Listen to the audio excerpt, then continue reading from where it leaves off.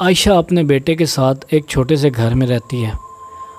وہ اکثر سوچتی ہے کہ اس کی زندگی کیسے تبدیل ہو گئی جب وہ اور احمد بہترین دوست تھے اور انہوں نے 6 سال تک ڈیٹ کی۔ ان کی شادی کے بعد عائشہ کا بیٹا پیدا ہوا اور ان کی زندگی خوشیوں سے بھر گئی۔ عائشہ کو یاد آتا ہے کہ احمد کبھی کبھار غصے میں آ جاتا تھا، لیکن ان کے مسائل اس وقت شروع ہوئے جب عائشہ نے احمد کو کنٹرول کرنے کی کوشش کی۔ جب بھی ان کا جھگڑا ہوتا، عائشہ اپنے خاندان کے پاس چلی جاتی اور انہیں صورتحال بتاتی۔ عائشہ کی بہنیں احمد کو فون کر کے اس پر چیختیں اور اسے ملامت کرتیں۔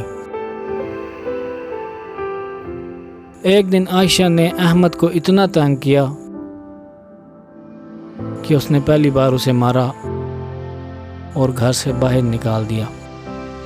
عائشہ اپنے خاندان کے پاس چلی گئی اور ان کے خاندان نے احمد کو پولیس میں رپورٹ کر دیا۔ احمد کو گرفتار کر لیا گیا اور حراست میں رکھا گیا۔ عائشہ کو احساس ہوا کہ اس نے غلطی کی ہے اور احمد نے دل سے معافی مانگی۔ عائشہ نے کیس واپس لے لیا اور دونوں دوبارہ مل گئے، لیکن 3 ماہ بعد ایک چھوٹے مسئلے پر عائشہ نے پھر سے اپنا سامان باندھ لیا اور احمد کو اکیلا چھوڑ دیا۔ 2 دن بعد عائشہ کو خبر ملی کہ احمد ہسپتال میں ہے، لیکن اس کے خاندان نے اسے وہاں نہ جانے دیا۔ جب احمد ہسپتال سے واپس آیا، عائشہ کو صرف طلاق کا نوٹس ملا۔ عائشہ نے طلاق کو رد کرنا چاہا، لیکن اس کے غرور نے اسے روکے رکھا۔